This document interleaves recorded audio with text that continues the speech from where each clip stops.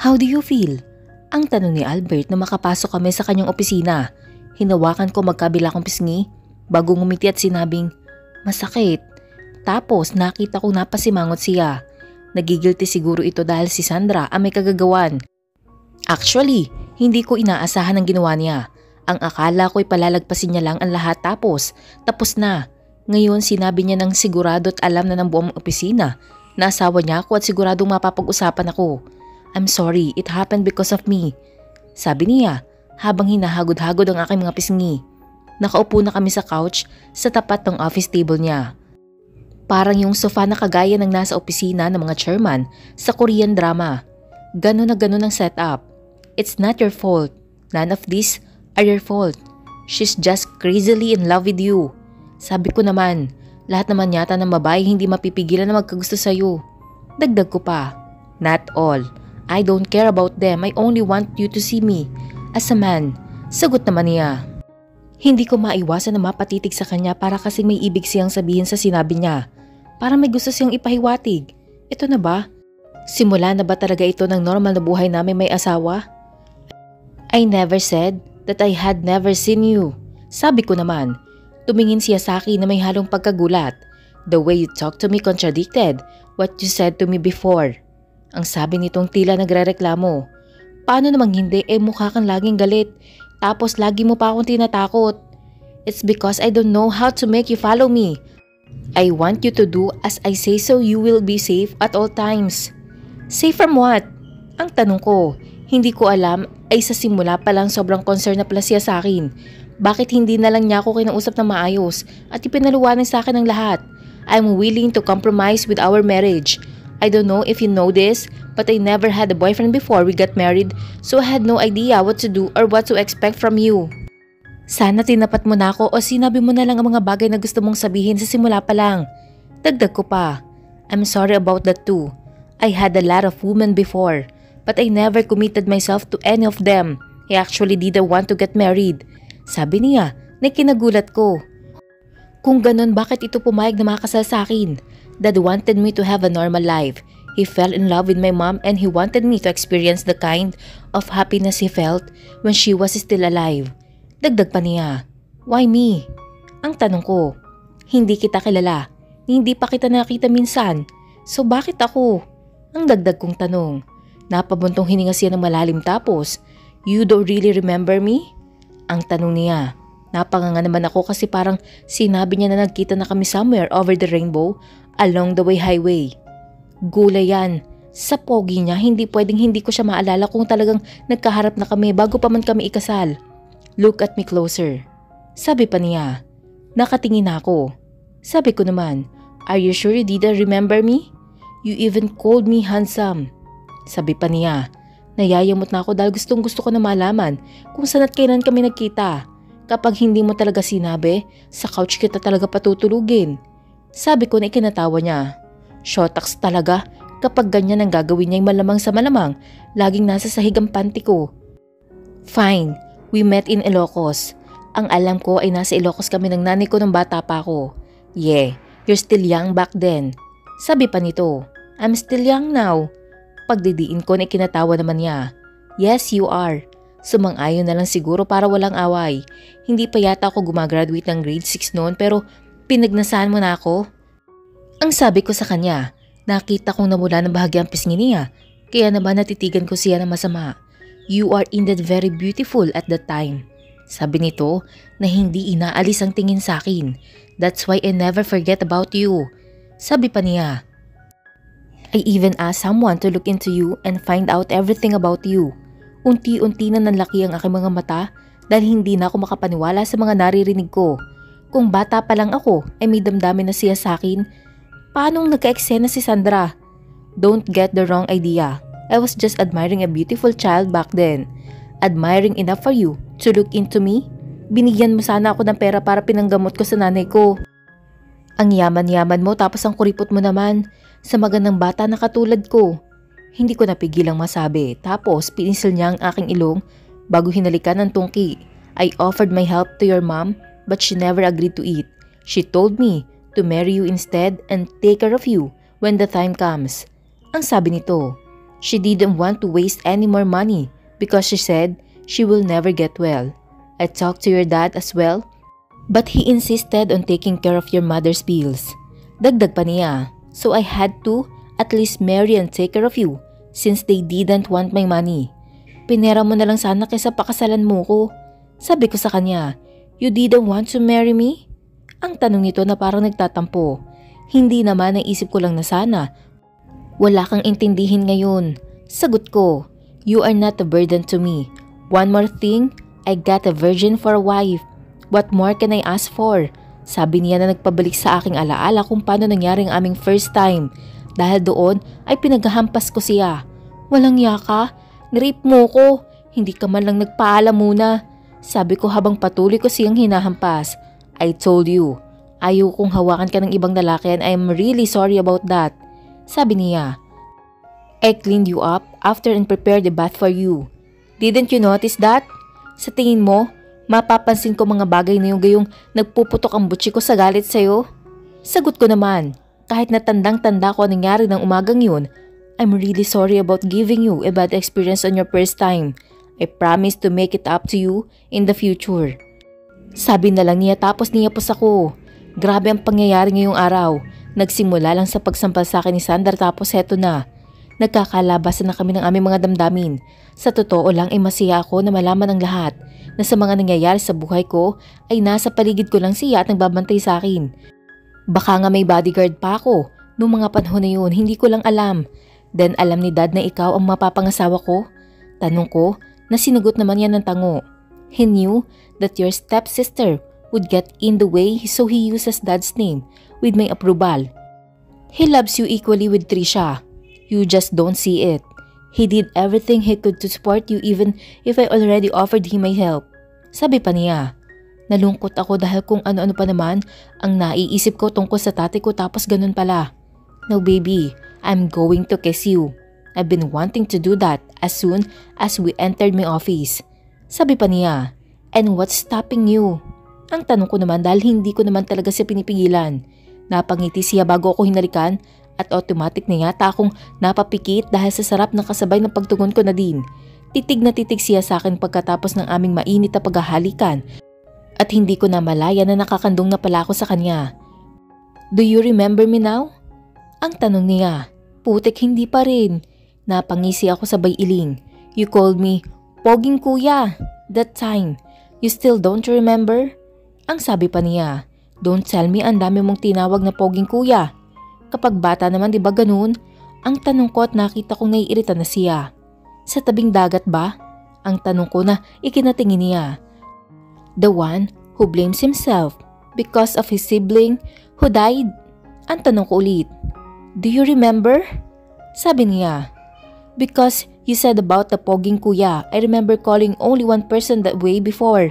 Sabi ko naman na kinalapad ang ngisi niya. Grabe, masaya na siya doon. Then it means I left an impact on you then? Dahil pogi ka. Tapos tawang-tawa na siya. I was actually feeling like a pedophile that time. If you had been of age at the time, I would have taken you already as my wife. Sabi niya, at least I still got a chance to experience being young. You still can. I won't stop you. Sabi niya, thank you. As long as you're happy. Sabi niya na tuluyan ang nagpatunaw ng puso at nagpahulog ng kalooban ko sa kanya. Hindi na siya nakasagot at nagulat na lang ako nang biglang may kumatok tapos pumasok sa office. Sorry to interrupt you too, but Sandra's father is on the line. Sabi ni Vincent na nakatingin kay Albert. Okay, I'll get it. Sabi naman niya tapos kinuha ni Vincent ang extension phone sa office table at inabot sa kanya. Yes, sabi ni Albert. Tatayo na sana ako mula sa kandungan niya pero pinigilan niya ako kaya nanahimik na lang ako doon at hinayaan siya makipag-usap. Nararamdaman ko ang paghagod niya sa likod ko kaya napapatingin ako sa kanya. Putik, titig na titig din siya sa akin kaya hindi ko alam kung naiintindihan ba niya sinasabi ng kausap niya o hindi. I already warned you and her about that. Sabi pa nito, I never hide the truth from you. I told you that I am already married. Isn't it the reason why she was absent from her work since Monday? To look after the woman I married? Dagdag pa niya, so iyon palang personal reason na sinasabi ni Sandra. ang malaman kung sinong asawa ng asawa ko. I don't care about that. You can do whatever you want to do as long as you keep away from me and my family. We will have no problem. But if you or her will do something you shouldn't, mark my word, I'm going to do everything to destroy you and your family up to the next generation. Sabi niya bago tinapos ang pag-uusap nila. Halatang galit siya sa kausap niya dahil kitang-kita naman sa mukha niya. Boss, as someone to look into them, I had a feeling that he will never stop as well as his daughter. How dare they think that they will be able to have me in their hands? Sabi niya. Yes, boss. Sabi naman ni Vincent bago lumabas ng opisina. You on the other hand are the only one who can manipulate me. Sabi pa nito sabay halik na naman sa akin. Mali yata siya doon. He could manipulate me. He can make me do whatever he wants as long as he pleases me, the way he did. Ang landi ko? Is everything going to be okay? Ang tanong ko na may halong pag-aalala na maghiwalay ang aming mga labi. Hindi ako mapapalagay hanggat hindi ko nasisiguro na walang gagawing hindi maganda ang tatay ni Sandra. Ayaw ko dahil sa akin ay magkakaproblema si Albert sa negosyo niya o sa kahit saan pa man. You have nothing to worry about. Everything is under control. They wouldn't be able to do anything to me or even to you. Sagot naman niya. Napatango-tango ako tapos ay napansin kong nakatingin siya sa akin na parang may gustong sabihin. What is it? Ang tanong ko. Did you know that I have had this fantasy ever since I married you? He asked after. What fantasy? Ang tanong ko naman. May pakaramdam akong ang laswan na nasa isip niya since fantasy ang tawag niya pero gora pa din ako. To make love to you here in my office. Sabi niya. Are you crazy? Ang tanong ko pa rin kahit na na-excite na talaga ako. Yeah, I'm crazy for you. Sagot naman niya. Siguradong sobrang pula na ng pisngi ko sa kahihiyan at kalaswa ang nagsisimulang tumakbo sa utak ko. So ayun naging speechless na ako dahil hinalikan niya na ako kaya hindi na ako nakatanggi at puro ungol na lang ang lumabas sa aking bibig. Sana lang wag pumasok si Vincent. Albert POV. Everything seems unreal. I could feel Isabel's feelings towards me getting better and better each day. Simula na maging tapat ako sa kanya about sa damdamin ko at sa lahat ng bagay na dapat niya malaman and that making love in my office was the best. I could feel her worry dahil iniisip niya na anytime may pwedeng pumasok si Vincent o ang kahit na sinong empleyado may kailangan sa akin. But I heard the door lock when he went out so I was sure that we are free to do anything we want. Yes, it was my greatest fantasy when we got married. I was thinking before that she would visit me in the office after she was done playing or editing on her laptop at home. Then, we will get intimate and that will lead us to lovemaking. I'm sure that I am not going to forget that day, the same day that we had an understanding. Now, she was still working as an assistant secretary to Mark. After what Minda had done, I terminated her right that very moment. Hindi dahil si Isabel ang ginawa niya ng ganun. Kahit sino pa yun ay iisa ang magiging reaksyon ko. She's the head of their department and should mediate with her two subordinates. She's way supervisors to Sandra's because she's just a clerk and yet she followed her willingly. Hindi ko kailangan ng sekretary na kagaya niya. Kaya tanggal sila pareho sa trabaho. Alam kong nagalit ang ama ni Sandra dahil doon at ang pagtawag niya na may halong pagbabanta ang patunay doon. Mamaya mag-uusap kami ni Dad tungkol doon at alam ko naman na ako ang kakampihan niya. Pero kailangan din naming i-consider ang pagkakaibigan nilang dalawa. Ayaw kong ako ang maging dahilan ng kanilang alitan. Pero sinisiguro ko na baliwala lang sa kanya kung magkaaway man sila basta para sa akin at kay Isabel. Botong-boto siya sa asawa ko at siya ang higit na naging masaya nang ipaalam ko sa kanya na magiging maganda ng aming pagsasama. Albert, one of our men reported that Alfredo's drug is a success. Sabi ni Vincent, the same drug he recommended to Dad?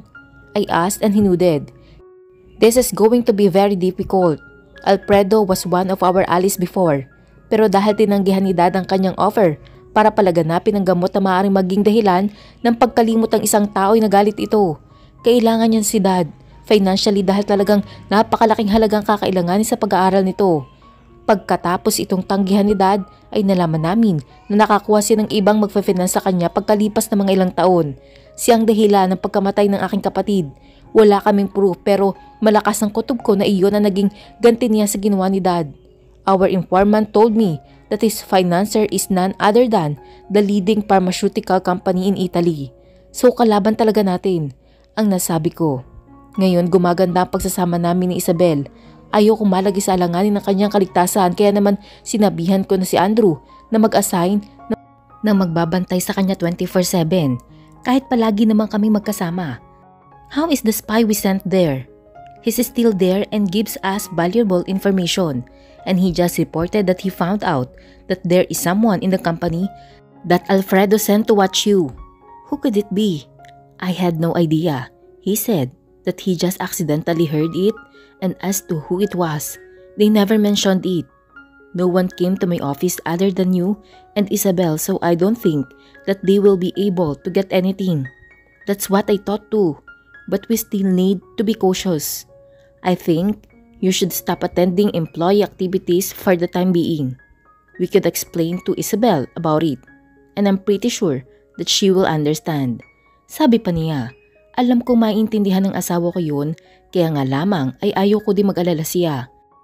Alam niya ang nangyari sa kapatid ko at hindi malayo mangyari, na maisip niya maaari ding mangyari sa kanya ang ganoon.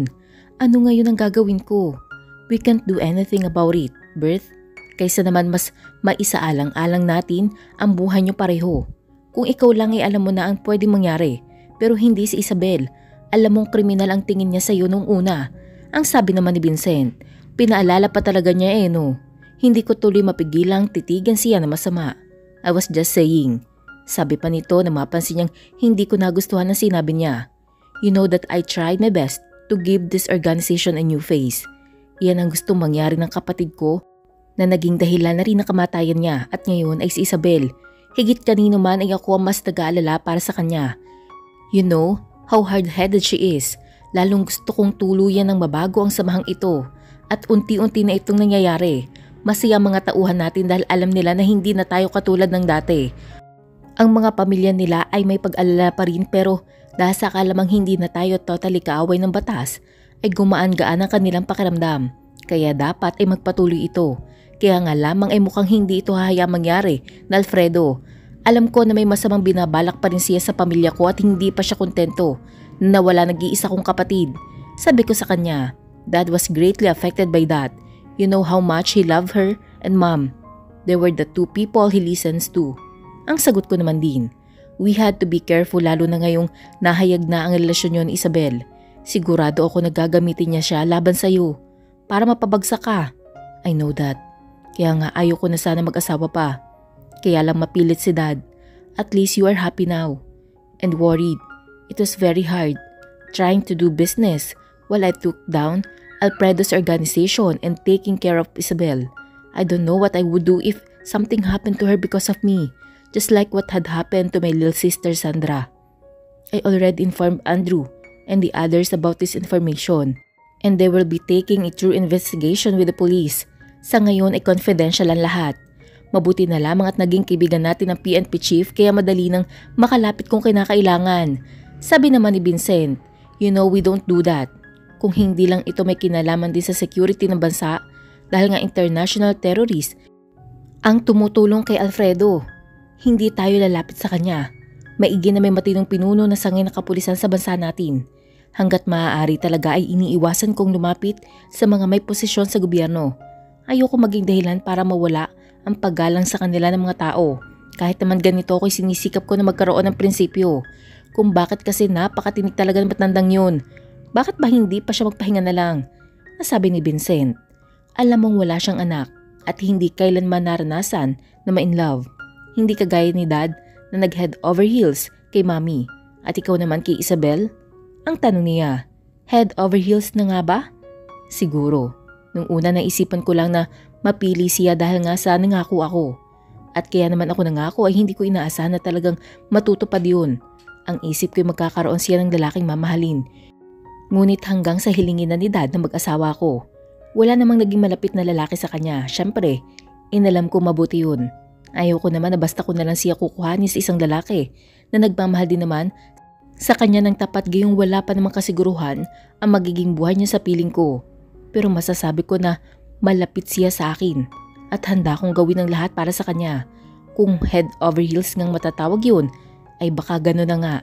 Inform Andrew na once dumating si Max from Italy, magmi-meeting tayo. Ang utos ko sa kanya, si Max ay kaibigan din namin at kasosyo sa security agency. Ang father niya ang talagang nakakakilala sa PNP chief kaya kailangan namin siyang hintayin para makapagpa-schedule ng meeting. Kailangan naming ipagbigay alam sa kanya ito para kung ano't ano man ang mangyari ay may mahihingan kami ng tulong. Ayoko na nakagaya ng dati na patay kung patay. Kawawa din ang mga pamilyang naiiwan ng aking mga tauhan. Pagkalis ni Vincent sa aking opisina ay natuon na naman ang aking isip sa aking asawa.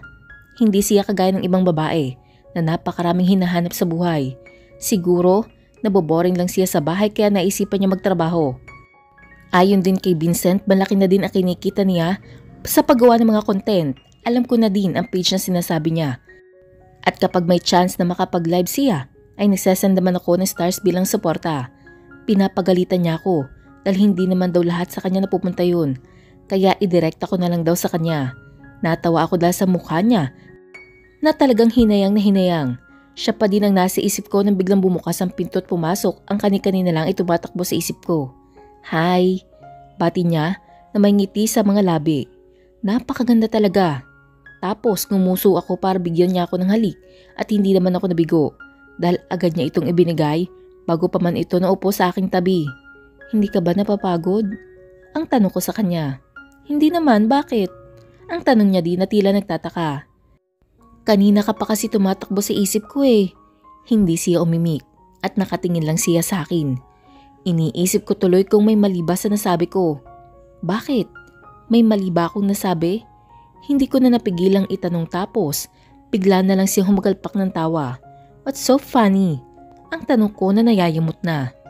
Tapos, tawa pa din siya ng tawa kaya sumimangot na ako. Sorry, seryoso ka pala? Mukha ba akong hindi seryoso? Ang tanong ko naman. Bakit ka kasi pumipick up line? Anong pick up line? Ang tanong ko naman. Ay, ang tanda mo na talaga. Sabi niya sabay tawa ulit. Don't say that or I will show you who you are calling old right here, right now. Ang sabi ko. Okay, sorry. Pick up line kasi yung sinasabi mo na kanina ka pa tumatakbo sa isip ko. Sinasabi yan ng mga in love na laging iniisip ang mga mahal nila. Kaya naman naging speechless ako nang lumabas iyon sa bibig mo. Tapos yun pala hindi mo alam yun. Kaya natawa ako. And because of that, you called me old? Sorry na nga eh. Sabi pa niya habang hinihimas niya ang aking mga pisngi nang may ngiti sa labi. Hindi ko talaga magagawa magalit sa ubod na gandang babaeng to. May pagkalokarit din kapag naisipan ni talagang maloloko ako sa mga pinagsasasabi niya. Hindi naman niya ako pinipilit na pakibagayan ng mga hilig niya. Gaya ng sinabi ni Vincent at Andrew sa akin, before ay parang siya pa talaga ang nakakaintindi ng kalagayan ko. You are forgiven, but you have to agree with me. Ano naman yun? Let's go for a swim this weekend. Sa bahay lang ha? Sabi pa niya na ikinatawa ko. Ayoko kasi mag-aalis eh. Baka mamaya kung saan mo pa gustong pumunta, may swimming pool naman sa bahay. How did you know that I'm going to ask you out? Ganun naman ang mga mayayaman eh. Tsaka yung mga napapanood ko ng mga movies ganun din. Okay sa bahay lang kung sa bahay. Do you know how to swim? Tanong ko. Oo naman. Siguro akala mo matsatsansingan mo ko sa swimming pool, no? Mahilig sa swimming si Glenda, kaya tinuruan niya ako lumangoy. Natawa tuloy ako. Kahit pa kasama na yun doon, ay hindi ko naman na kailangan gawin yun. Hindi ako makukontento sa chancing lang, alam mo yan. Kaya huwag kang masyadong feeling maganda at sexy. So hindi ako maganda at sexy para sa'yo? Ang tanong niya na nakataas pang isang kilay. Mukha tuloy siya matari pero maganda pa rin. Hindi, ang sagot ko. Tapos napasimangot na siya at inginusan na niya ako ng uso. Shit, ang ganda talaga ng asawa ko. Humanda siya sa akin sa swimming pool bukas. Dahil sobrang ganda at sobrang sexy kasi paningin ko, syempre kailangan bawiin ko yun. Dahil baka mamaya, sa couch na ako patulugin. Lagi pa naman niya ako tinatakot ng ganun. Isang beses ay tinanong ko siya kung hindi ako pumayag. Sabihin ba naman niya sa akin na siya ang matutulog sa couch kapag hindi ako ang natulog doon? Ang tindi talaga. So bukas swimming tayo? Ang tanong ko, syempre gusto ko makasiguro. Gusto kong i-spend ang buong weekend ko sa kanya. Kaya sisimulan ko na gumawa ng plano para sa iba't ibang bagay na pwede namin gawin during weekends. Gusto ko maranasan namin ang parang nasa honeymoon stage kami dahil hindi naman namin nagawa yun. Hindi ko na naparaan sa kanya at gaya ng pinangako ko ay habang buhay ako sa kanya babawi. Sobrang mahalaga sa akin ang kaligayahan niya. Head over heels na nga yata talaga ako sa kanya. Sana hindi na magbago to. Sana hindi na matapos ang masaya namin mga araw ngayon at sa hinaharap. Isabel POV. Sanay ako mag-swimming dahil na rin sa best friend ko. Mahilig kami sa outing at hindi ako nahihiya kahit magtupis pa ako. Para sa akin ay maganda naman ang katawan ko at makinis, kaya wala akong dapat na ikahiya. Natutunan ko din dati sa dati kong classmate na may katabaan. Pero kahit ganon, confident siya sa katawan niya. Ang katwiran niya, pinaghirapan niya yun kaya okay lang. Hindi din niya daw kailangang i-please ang ibang tao dahil wala naman silang naitutulong sa kanya. Kaya ako ganon din, revealing kung revealing. Kaya naman kahit masama ang tingin sa akin ni Albert dahil ayaw kong sundin ang kagustuhan niyang magpalit ng palnigo ay gora lang aketch. Are you expecting me to wear pajama in the pool? Ang tanong ko na may halo ng pagkairita. Sa sobrang pagkamanyak niya sa akin ay hindi man lang sumagi sa isipan ko na conservative pala siya. Not exactly, just not that. Sagot niya na pinutol ko na dahil ayaw ko na marinig ang sasabihin pa niya. Let's go! Sabi ko pagkatapos kong isuot ang robe. Para naman matakpan ang katawan ko habang papunta kami sa pool.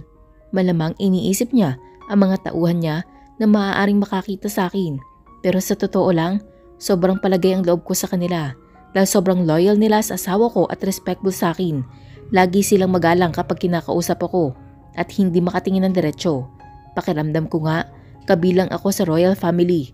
Hila-hila ko siya sa kamay at nang makarating kami sa hagdanan ay sinabi kong pasan mo ko.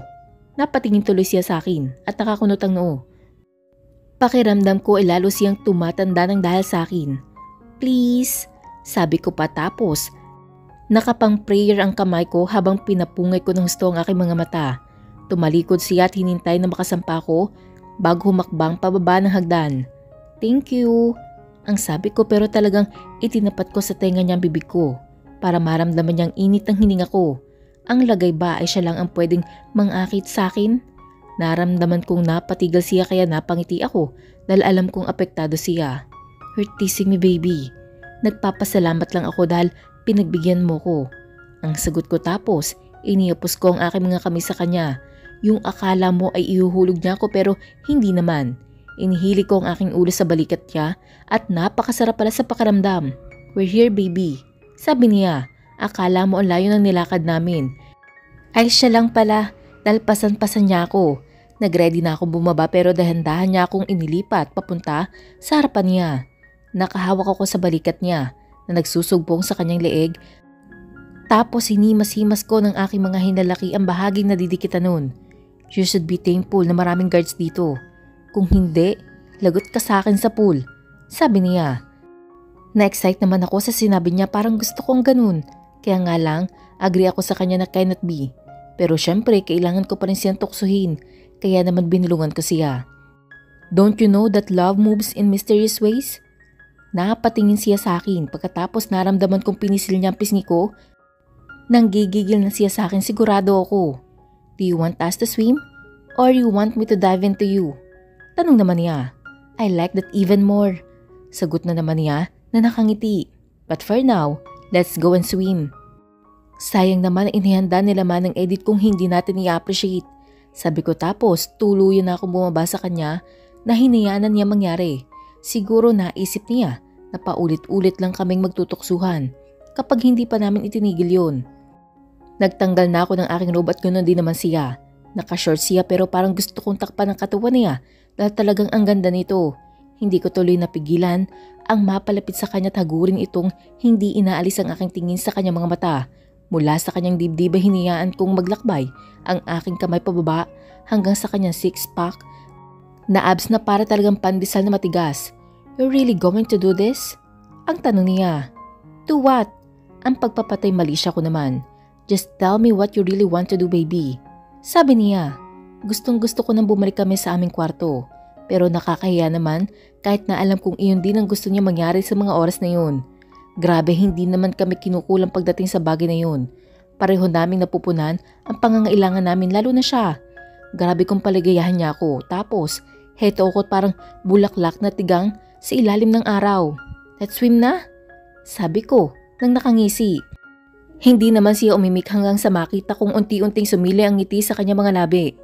Ang tili ko nang bigla niya akong buhatin pagkatapos tumalon siya sa swimming pool. Nangunyapi ako sa kanya na akala mo naman hindi ako marunong lumangoy.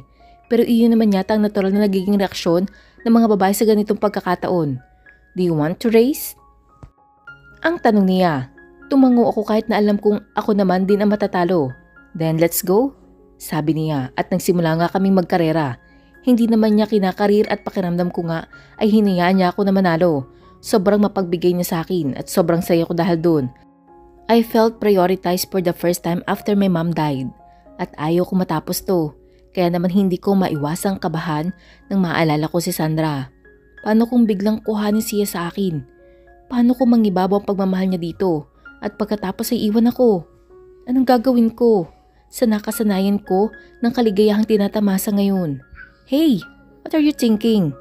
Ang tanong niya na nakapagpabalik ng ulirat ko. Tiningnan ko siya at naisip ko na hindi pwede magkaroon ako ng ganong agam-agam. Kaya kailangan ko linawin sa kanyang lahat. Nag-aalala na siguro ito dahil binuhat niya ako pasandal sa wall ng pool. Tapos hinagod ang pisngi ko. Tell me what's wrong? Tanong niya ulit na may bahid na ng pag-aalala. Albert. Tawag ko sa kanya habang nakatingin lang siya sa akin at hinihintay ang susunod ko pang sasabihin. How long are we going to be like this? What do you mean? Why are you asking that? Of course, until our forever.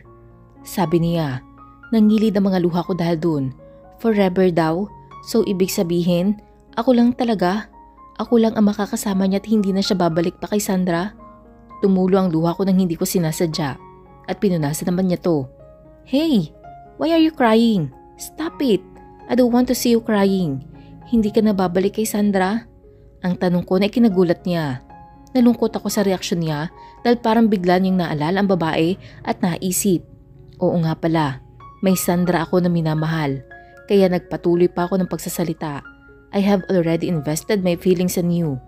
I am happy and I like how everything is now. Kung iiwan mo rin lang ako para sa kanya, hindi ba pwedeng gawin mo na ngayon habang kahit papano, kaya ko pa ang sakit.